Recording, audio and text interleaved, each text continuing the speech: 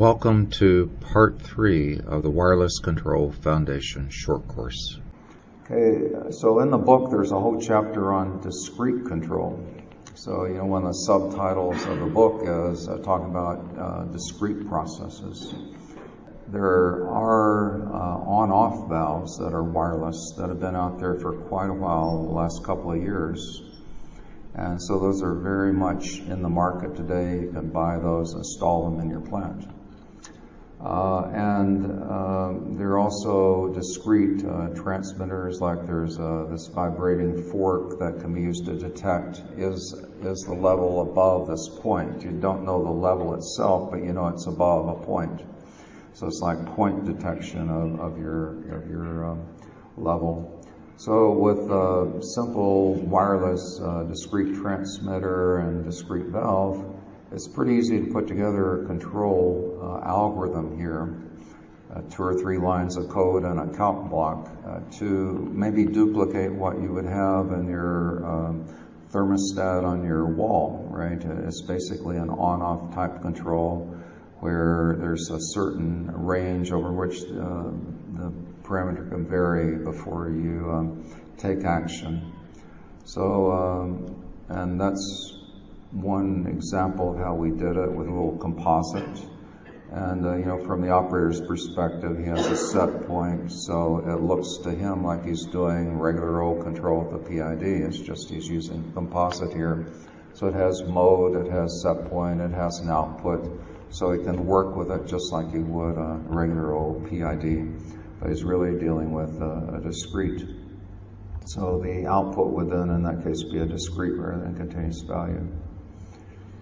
These discrete valves can also be used with like a continuous transmitter, like in this case a level where maybe we're adjusting some makeup here. So turning on and off the makeup if the level's below a certain value to keep the tank within a certain range. Again, it's pretty easy to put together something right there that as a composite, so the operator can deal with it just as he would with a PID and a continuous valve and a throttling valve. So it's something that can be done, and we talk about that in the book. That's just an example of how it was done here. An example of a temperature control where that has been done as well. In the book, we wanted to make it real in terms of showing actual applications. So all the field trials we've done are detailed in great depth in terms of the book, but also there are some public domain kind of things that talk about applications people have done. Papers have been published. And so one of those is over in Europe, where they have this gas cleaning tower where they're basically scrubbing the gas. And they have a buildup in the bottom of this thing, so every once in a while they have to periodically dump it to get rid of the accumulated sand and dirt and grit. And they actually did that all wirelessly here. They had I think it was a vibrating fork to detect the level had gotten above a certain value. And then they had an on-off valve. So once it got to a certain point, the level had reached a certain point, then the control basically opened the valve for a period of time, a set period of time that essentially dumped the content and then closed the valve. So pretty simple application. There's another application that we put in the book where it was on a storage tank. And they had previously been manually adjusting a heating of the storage tanks. So they had like 40 or 50 storage tanks, but before they could ship the product, they had to heat up the material in the tank to a certain temperature so they could pump it and ship it. And so in that particular case, again, they used wireless for that with that. And so another example of where this kind of discrete control is very practical, very helpful to do. One of the things you get with this time to apply is the command that we have proposed to the Heart Foundation allows you to have 2 requests within the one communication. So you can say, at this time, turn on, at this time, turn off. So if you think about that, the precision with which the timing can actually be done at the device can be very, very fine. And so you essentially can do pulse duration capability using this new HART command. And so if you have something that requires increase, decrease type control, like you have a motorized actuator, like a lot of the actuators out in oil and gas are just motorized actuators. And this increase, decrease is, the kind of thing that would really be helpful. So this new HART command has a lot of different uses, and probably you all will come up with some other uses that no one ever thought about. But anyway, it has some real possibilities here. Now in the book we had a chapter on alternate techniques. And when you think about this wireless control and you say, well, I don't have access to my measurement except maybe every 8 seconds, can I use an observer to fill in the value in between? So put in essentially a model of my process so that I don't have to rely on this measurement. I'll just run off of my model and then update my model periodically based upon how well it compares to the real measurement. So in a way that makes sense. It adds a degree of complexity though in terms of, commissioning and maintaining and other things. But we wanted to explore that, and so one of the things we did was look at the Kalman filter, where you have essentially an observer where you're looking at the valve position, and then predicting what is going on and comparing that to the actual measurement. So this is the Kalman filter as Kalman proposed it. So this technique of the Kalman filter is used in a lot of very critical applications, like your ABM missiles and other things. Part of that, if you dig into them, at the heart of it is a Kalman filter, where they're dealing with noisy measurements that if they were to control off of those, it would be a problem, but by being able to use this observer, then they're able to control and also accommodate the noisy measurements. So, and it had such an impact that anyway, Kalman actually got this highest technical award you can get in the U.S. here recently. So we started looking at that and said, well, how do we deal with that with wireless? And basically, sort of like we did with the reset on the PID, if you aren't getting a new measurement, well, it doesn't make any sense to be using and feeding back into this a constant value. And so, the correction, you don't want that to be changing. So we modified the Kalman filter to accommodate wireless and did some testing in a simulation environment. And it actually performs pretty well.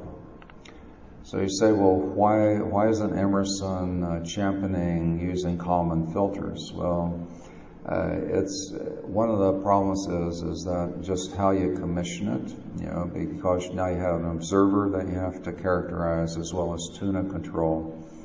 And in terms of making that work in industry would be a real challenge, I think.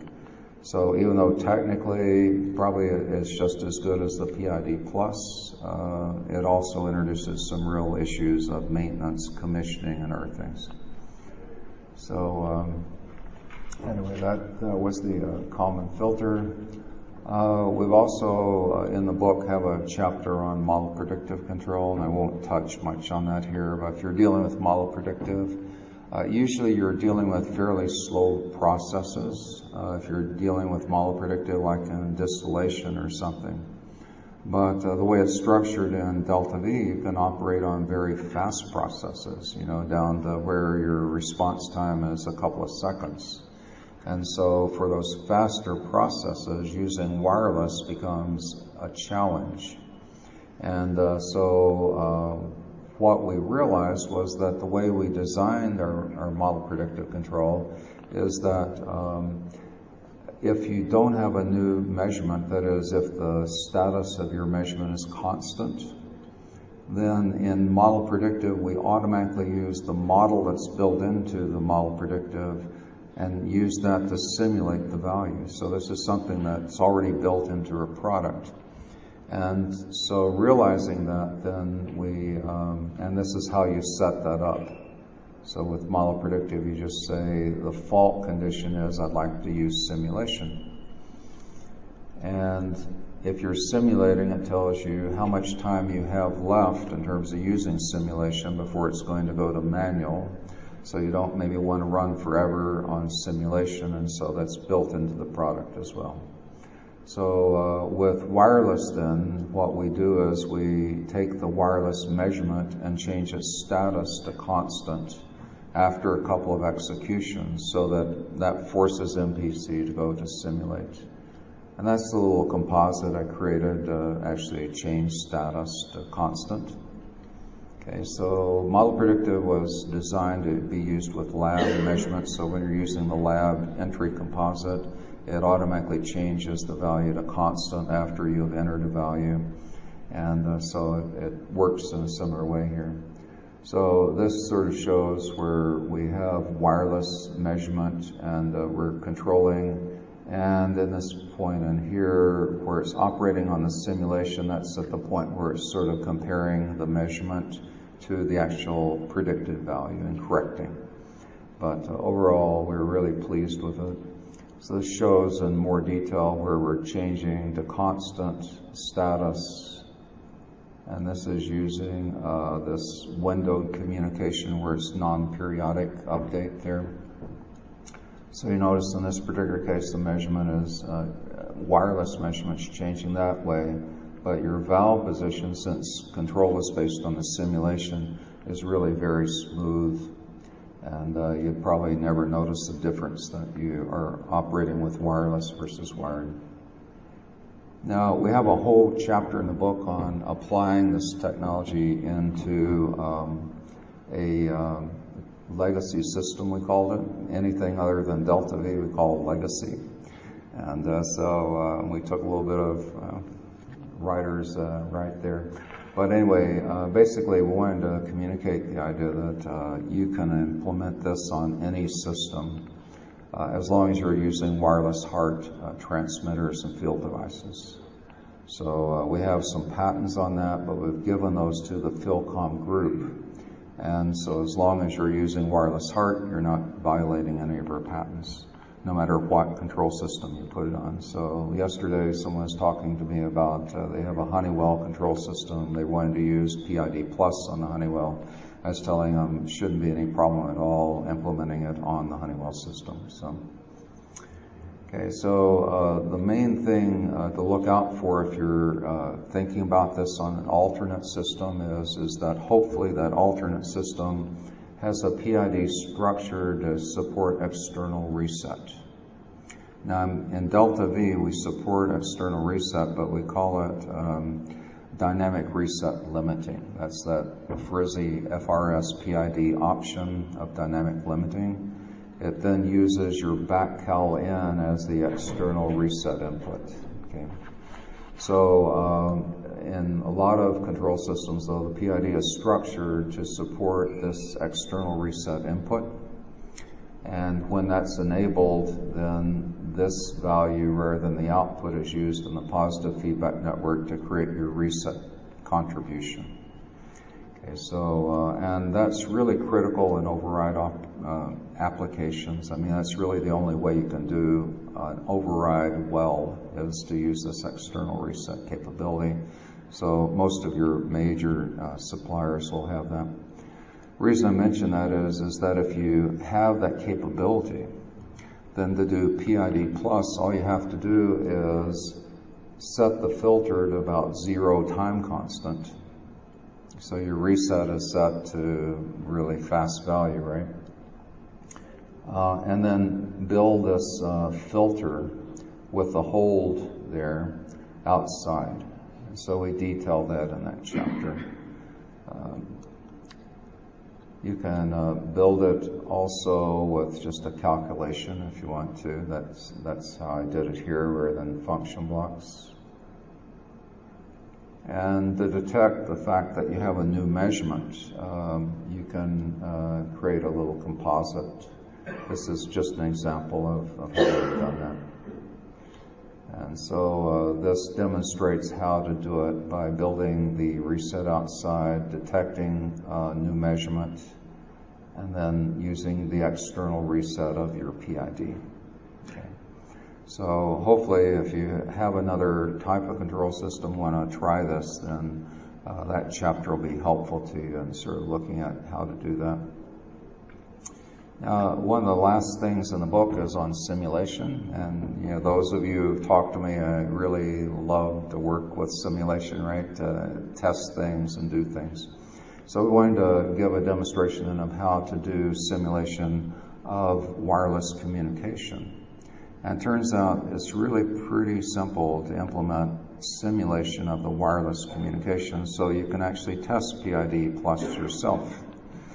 And actually some of the modules that we have on our website that we use to demonstrate wireless control, you can download them off of the Wireless Control Foundation website, put them into your Delta V system and play with it.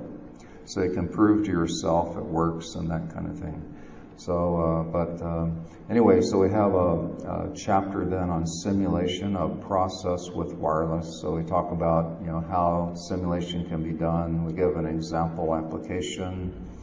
And then we go into how you would simulate the communication of a wireless transmitter as well as a communication here of another wireless. So same composite being used in multiple ways.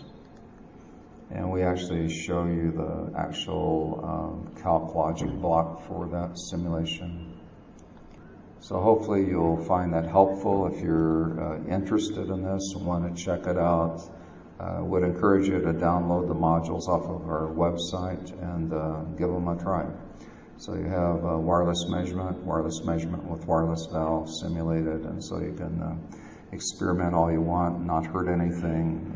You're just in a simulation environment. So with that, I'll turn it back over to Mark, and he'll talk a little bit about how to integrate wireless into your control system. Thanks, Terry. The Delta V system, I guess there's a number of ways to integrate into control systems. One way with Delta V is straight using the HART IP protocol. Another way is using the RS485 and Modbus protocol as shown here. You can use just Modbus registers and map values that way.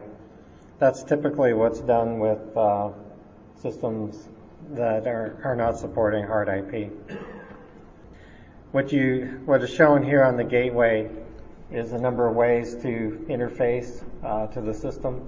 You can see the Ethernet cables, which is typically what we would use with Delta V for connecting up the primary and secondary network. And again, we would use the HART IP. There's also shown here the Modbus terminals, which you can use to connect up for serial interfaces. You can also set up the Modbus mapping registers inside the 1420 gateway, so you can associate device variables with the actual registers.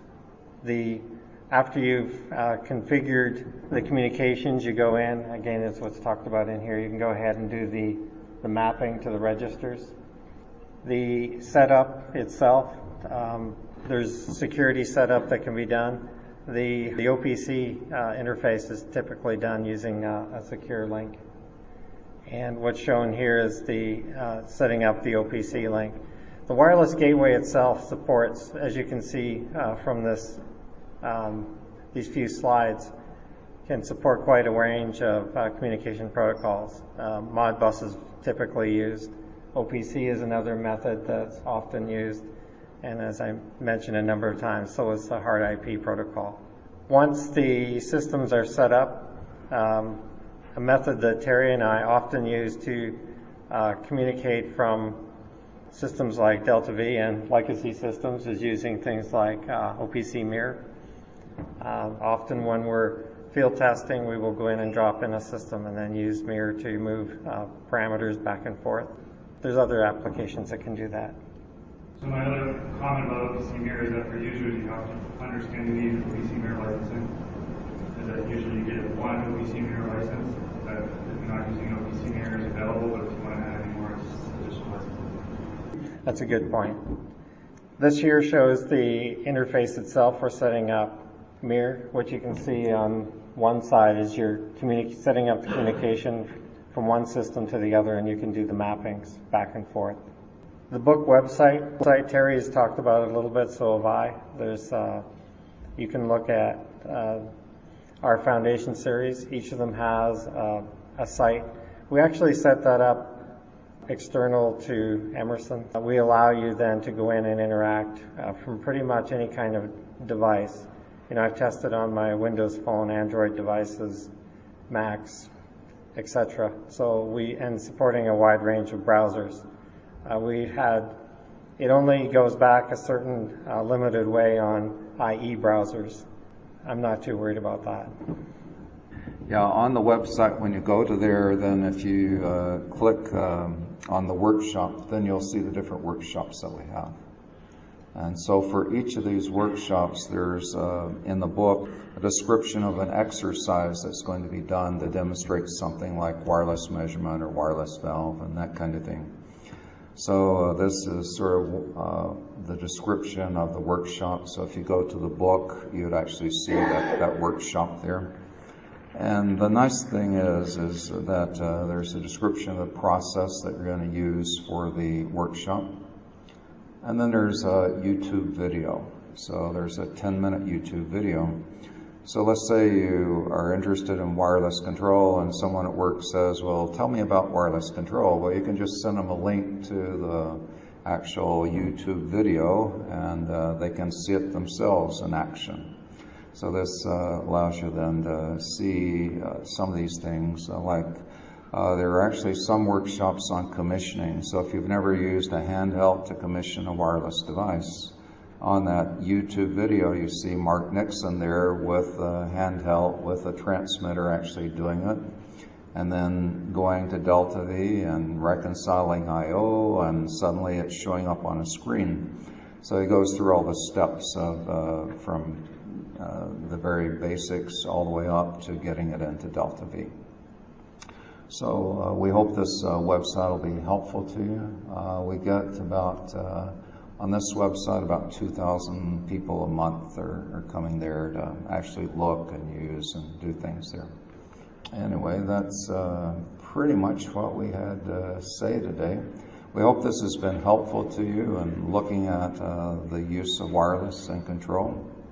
And there's some other information, other workshops going on here that you'll see there. We do a technology forum this afternoon that involves a number of people on a panel giving different presentations on this. So anyway, I hope you found it helpful, and I guess at this point I'd be glad to take any other questions. We don't have a lot of time left, but any more questions? Yes? How would a user be alerted, suppose the battery goes down? How's the alerting mechanism? Oh, the alert mechanism of it going down. Battery, Yeah, so maybe you could explain that. Hundreds of such installations. Mm-hmm. The site may not have a proper proactive management. Sure. Mm-hmm. Yeah, battery status is communicated on an ongoing basis, so you'd be well aware of what your battery is, the status of it. Yeah, you actually can set it up for an alert so the operator gets an alarm, or whoever you want it directed to gets the alert. Yeah. We've got a pretty small wireless install, but it's our standard practice that we record the battery life in our historian that's available. Oh, okay. As well. So anytime you've got a transmitter out there, you can go check the battery life on the grid as well. So. Okay, that's good input. Yeah, it's clever to put it on the history. Yeah. The other question is, for some critical applications, there may be a need to have faster sampling, like anti-surge control. Suppose, say for example, in that case.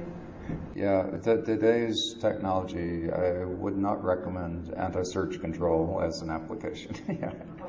Yeah, it's you're dealing with milliseconds in terms of a response and things. So you just aren't going to get that from wireless. So I think it's really important when you look at your applications to say, how fast do I have to respond to something? If it's faster than your update rate, it's not a good candidate. Yeah, so I have to make a judgment call.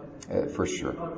Yeah, I wish it was different, but maybe someday it will be. But for today, not today. There's another question back here. Oh, another question? Yes. Maybe it is on the PID plus. Is that a separate function block, an option, or? No, it's just your regular PID. You go to the FRS PID option, and it's just a selection. You just select it.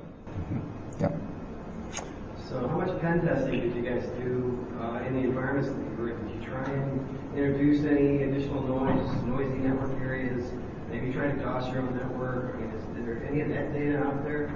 Denial of service. I'm way less worried about the batteries failing than I am not being able to communicate with the device. Communicate. DOSing the network. Yeah, maybe you could address those concerns, Mark. We certainly didn't put anything on the website related to that, but we have done pretty extensive testing on those kinds of things where you have interferes. Interferes could be, things obstructing the communication path to actually jamming the channels by having lots of stuff.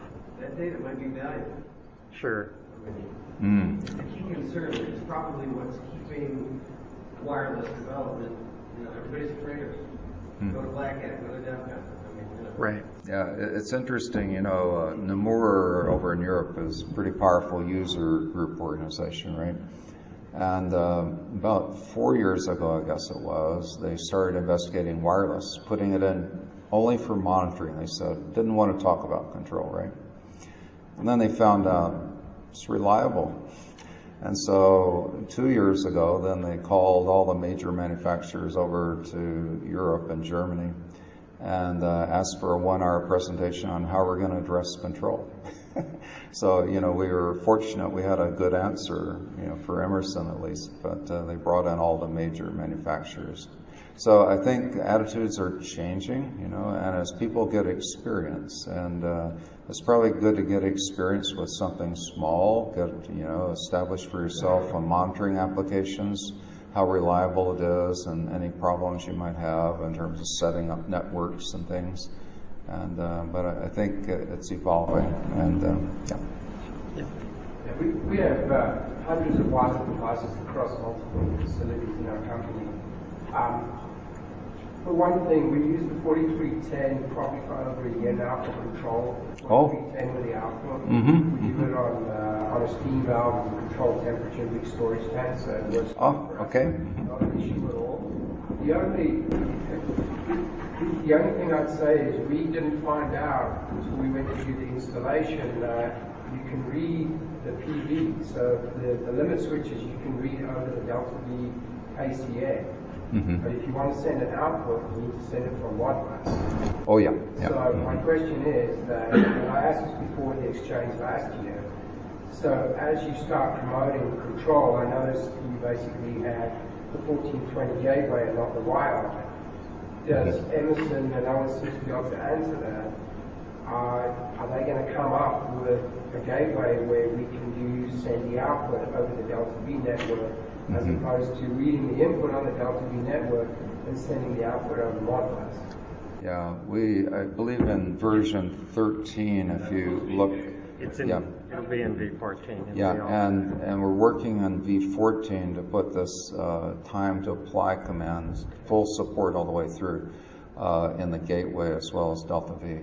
Now that's just what right now is on the schedule. It could change, but that's... Last year the solution was, well, install a wire, because it could be pretty difficult on an M-series control. Oh, sure. Yep. Some of our facilities have S-series, we have wires. Other facilities don't. Right. The other quick comment is, over the years, Emerson has reduced the form size or the size of all the instrumentation. So my question is, that's great, but and then everyone talks about battery life. So as you reduce the size of the instrumentation and electronics, why not just double the battery size? added, because really, I mean, whether the instrument's this big or that big, it doesn't really matter in most instances. So if we are worried about battery life, just put 2 batteries in. There is work underway to use larger batteries and more batteries, and I can't tell you the timelines on that, but I know lots of work's being done. Did you visit the energy harvesting hub at the exhibit?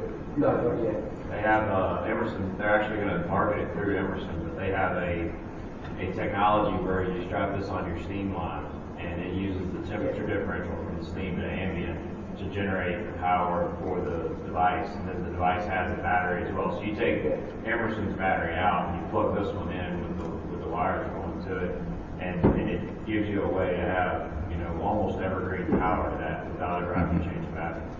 Yeah. They're set up in the, like if you walk straight in, you go all the way to the back and then to the right. It's right there. Because if we're thinking about a control valve and putting a wireless positioner on it, I mean, a control valve is this big, and now we have this wireless positioner. Add more batteries with the batteries. Right. Yeah. No, it's a good input. A good input. Yeah. I'll be sure and mention that to some of our Rosemont people there. So, yeah. Yeah. No, good input there. So it's so good to know that you're using the discrete control. Yeah. So yeah. Okay. Any other comments? Yes. So since there's users here, does anybody have a preference over Wi-Fi versus gateway? Gateway costs a lot less money. Yeah, I think it's your choice on that, right? So. That's the only, just the cost issue?